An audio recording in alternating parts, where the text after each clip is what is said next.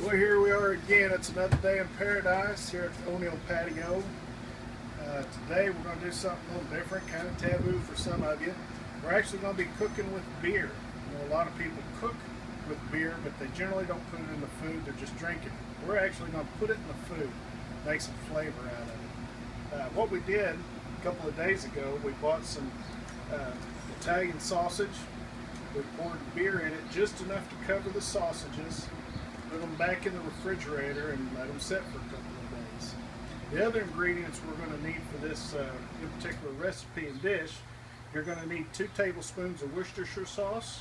You're going to need a teaspoon of sea salt, 2 teaspoons of black pepper, a can of sauerkraut, and another beer. We won't use all of it. We're only going to use about a cup of it, but you'll need another beer.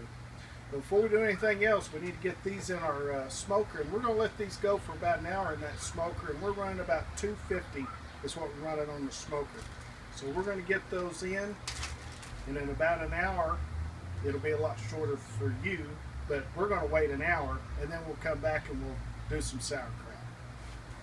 You know, when we got those sausages smoking, I want to talk about the type of sausage you might want to get. There's a lot of name brand smoked sausages, Italian sausages, bratwurst, you name it. Something I like to try and find is something with a thinner skin. As you can tell by looking at this sausage, the skin is real thin. If you can find them with a natural skin, that's even better. As you can tell, this is just a regular hot dog, but a lot of times when you'll buy some of the name brand smoked sausages or Italian sausages, the skin will be just as thick as a hot dog. That's not going to allow the beer to soak in as well as one of the thin skinned ones. Something else you want to look at when you're doing this in particular dish is the type of beer you use. You don't want to use a light beer on something like this because there's just not that much flavor in them.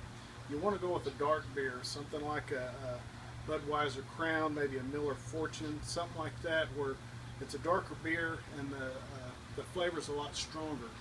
And that flavor is going to soak into that sausage, and then as it smokes in our smoker over here and heats up, all those different flavors, the hops from the beer, the Italian seasoning in this case,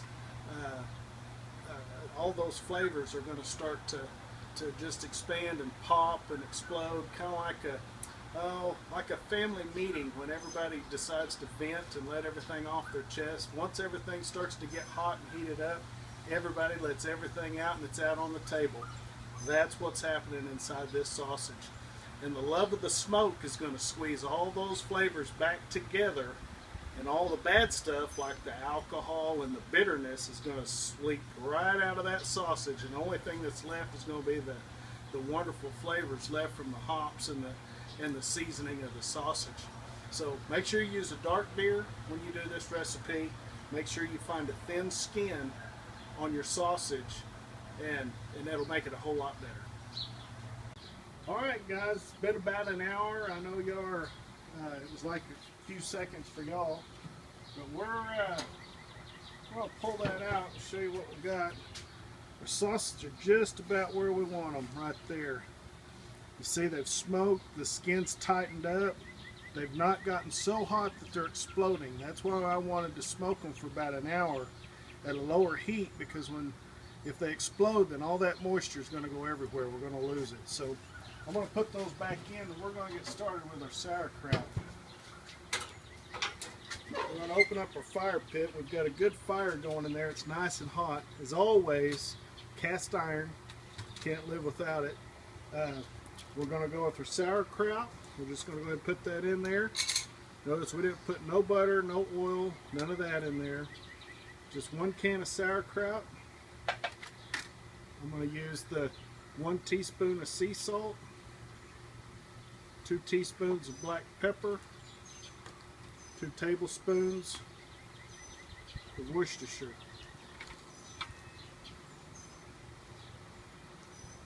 Alright, now we're going to put that in, and we're going to let this go until the moisture is just about out of it. We'll put that on there on that open flame, and we're burning really good because we're doing it with some pecan wood today.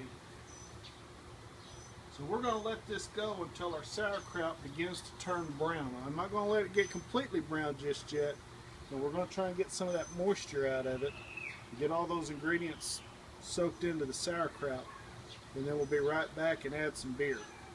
Alright, as you can see, my moisture's not coming out quite as good as I like. I might should have drained that just a little bit, but I am starting to get a brownish color to it. The seasonings are all getting mixed in there good. There we go. That's looking pretty good. That's about the color and the consistency. We've got just a little more moisture than I like, but you could drain that off if you wanted. You could have drained it probably before you started, but I think I'm going to go ahead and go with it just like it is, because it's not that bad.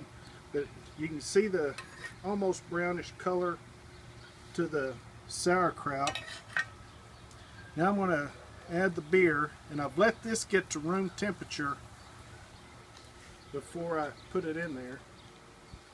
You can hear it sizzling. And now we're just going to let that thing boil itself silly. And this is going to take a while. Years ago, I told you before that I didn't like sauerkraut at all. I went to my wife's family reunion, and her family's German, you know, so they know how to make it. A lady brought some. The stuff was brown, had a good sausage in it, and it was probably the best thing I ever put in my mouth. And so I've been a sauerkraut fan ever since. But I learned how to cook it till it tasted good. So that's all we're doing here. We're cooking it till it's going to taste good. So we're going to come back here in a little bit after we've boiled off some of our beer and a little more of the moisture off of that, and we'll finish this dish up. Alright, we've brought it to where we want it. Zoom on in here and take a look at that. See how it's nice and brown. You can see the pepper flakes all through it. It's got a nice brown flavor. I'm just going to go ahead and put me some on my plate right here, like that.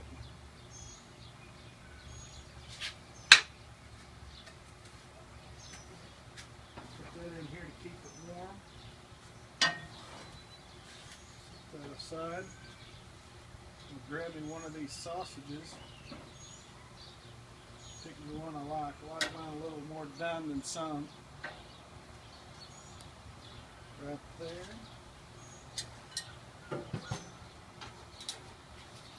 Alright. Now, something I like to do with my sausages and sauerkraut is use a little stone ground mustard. Like that.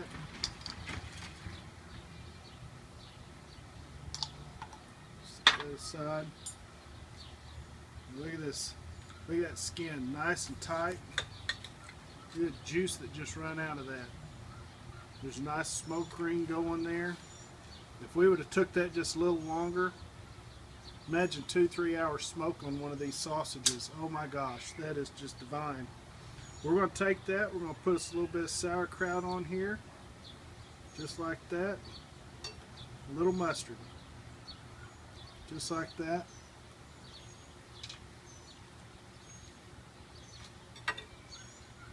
All those flavors have come together beautifully. The bitterness that you normally, and the sourness that you normally get in a kraut like this, it's completely gone. You don't really taste a strong beer flavor. It just accents the meat, accents the sauerkraut. So it's really good. So next time you're out on the grill, you want to spend about an hour and a half fixing you something really good to eat. This is what I'd recommend. We've got sauerkraut cooked in beer, sausages soaked in beer, 2 days. It's another day in paradise.